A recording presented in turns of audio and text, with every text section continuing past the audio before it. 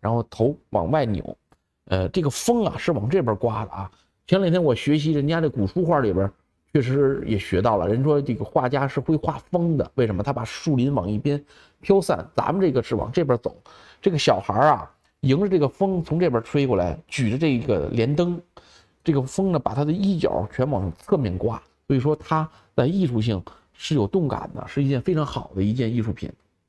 我也很喜欢，推荐给您啊。这是一个这个小孩小童子啊，我们拿边上也说是小童子，个头不小。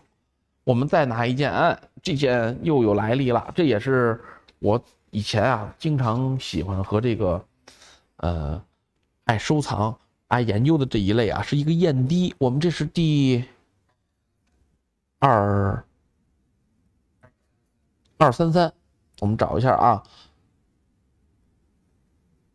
一个瑞兽的水城。我们看啊，这种啊，在早期来说啊，这种水城这是有个塞子啊，一般基本是木塞。然后我们见过很多都是瑞兽的这种水城，我们双手一托啊，首先它的比例，重量要舒适，要这个符合手部的这个托举的这种人体工程学啊，人一拿这种质感。第二，它的手头要有点质感，不能飘轻，也不能特别厚重也不好。再看啊，它整体造型是一个瑞兽，在瑞兽捕捉它的任何信息来说啊，这个瑞兽具有龙的属性，就是这种我们看它这种瑞兽分几种等级啊，首先它具有龙的属性，因为是龙角龙鳞。第二，我们看这瑞兽身上带不带祥云火焰，这是火焰祥云。这种飘的火焰祥云在明代朱家王朝，它这个属火嘛，上火，所以很多的这个石像生，延吉的走兽啊，指阵，瑞兽啊，都带这种飘的火焰，表明他这个身份。还有第三，看他的刻工，他的所有毛发、卷发和五官的这个刻工啊，刀法全是一刀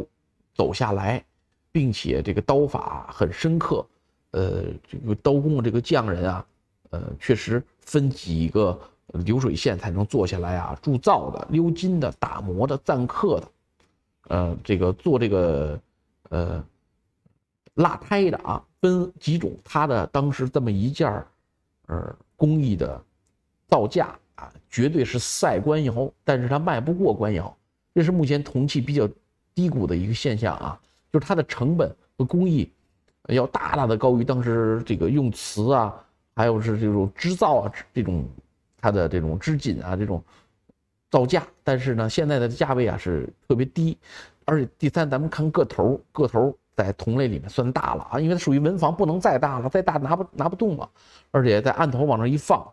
够明代的威严，而且是皇家之物啊，老百姓基本很少这类燕滴就是它这样子的。还有其他造型的，比如说犀牛的、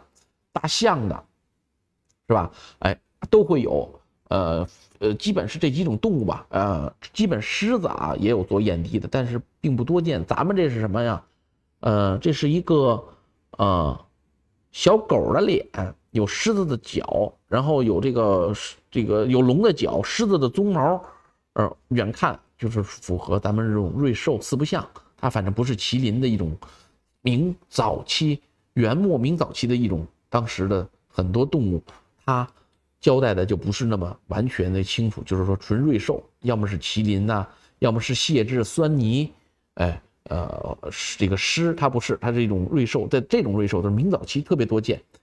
但是见的个儿小啊，没有它大。然后最难得的地方，10个指阵，10个这个燕滴，9个半都没有金，有金的都是新的。咱们这件是又老，然后这个金还能带，虽然已经脱金了，但是还有部分留存，说明它的血统和品级。咱们再看底部，这里边有块补，这就是原来这种泥心失蜡法里面啊，这是空的啊，后补上去，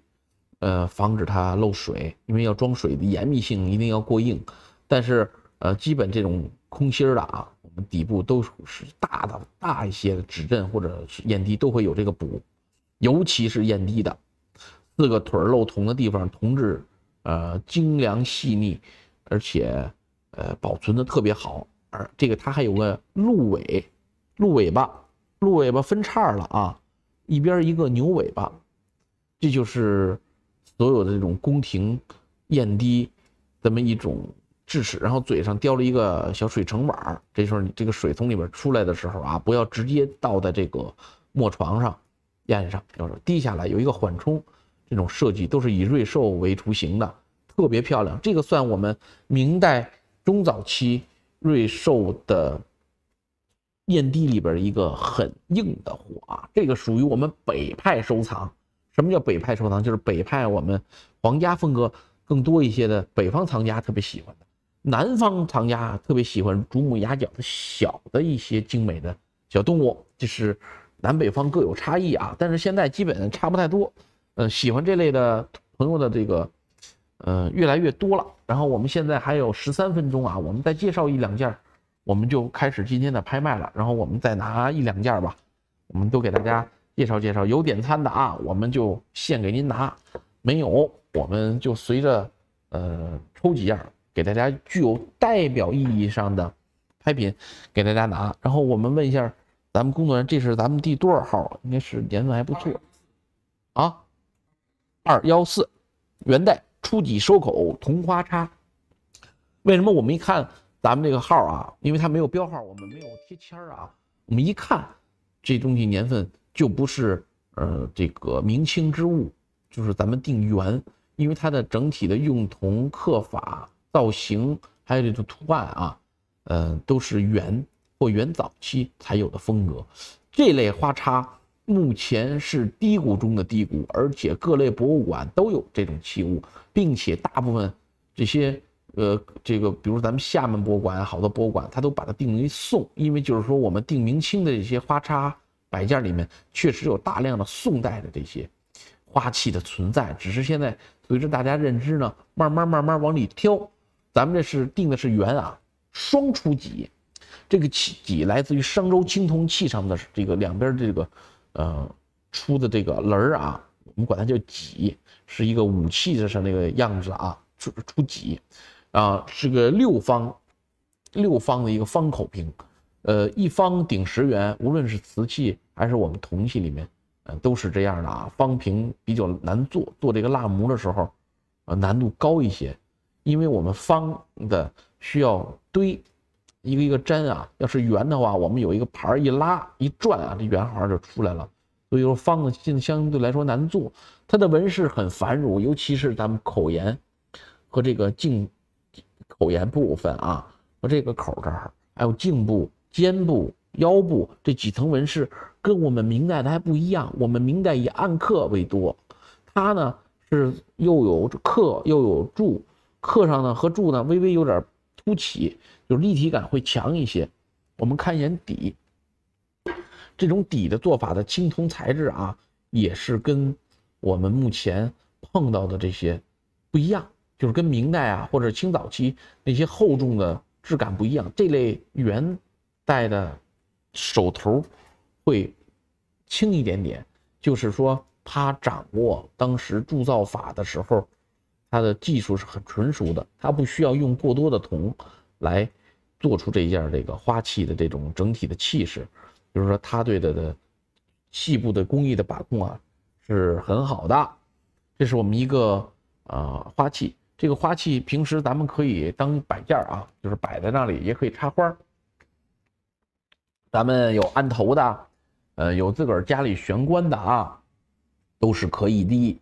都没有问题。看看啊，然后我们接着再介绍尊佛吧，抓紧最后的时间。我们有一件体量不小的啊，一看远处一看，这个材质也是元代风格特别明显的。然后我们这尊是第239，你看这个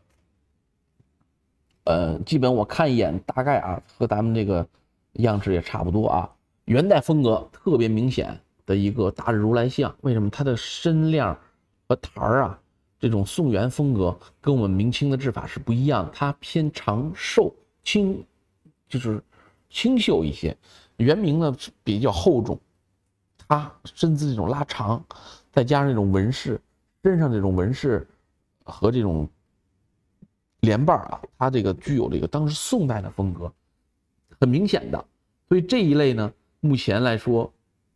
价格都不贵。有的精品呢，它带有这个鎏金，像咱们这个就是说，圆的这种皮壳，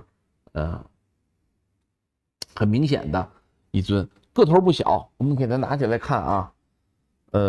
这种手指啊，这是基本啊，也是一种大日如来的智权印的一个汉传的一个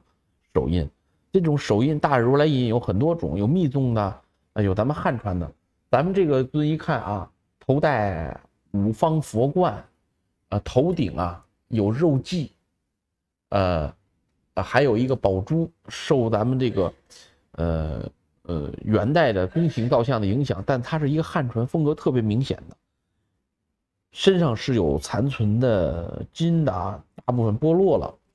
它的连瓣是特别有特点，我们见的都是什么连瓣？宋代啊，就是从这里往上涨，一层一层一层一层往上起来，这种火焰连瓣堆得很高很高的那种，像宋代的佛，你看它是上下交替的这种连瓣，受元代宫廷的尼泊尔影响，但中间加了一层，这就是说我们汉传风格里面占80%，有20-30%这种尼泊尔风格的这种佛像，确实是存在的，而且还很不错。这一尊的体量大，喜欢的朋友呢，别忘了咱们可以这个参拍。咱们这几尊啊，给大家找的还都是挺有特点的，就不是说我们普通的那种大陆货。它的身姿、錾刻、衣服、连瓣都是比较有特点的。目前咱们这个尊是多少钱？看看啊，也不贵，大家可以这个喜欢的别错过它，我们就推荐这么多。